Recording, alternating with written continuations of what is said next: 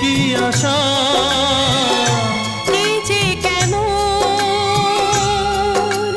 কাছে আসা ভালোবাসা ভালোবাসা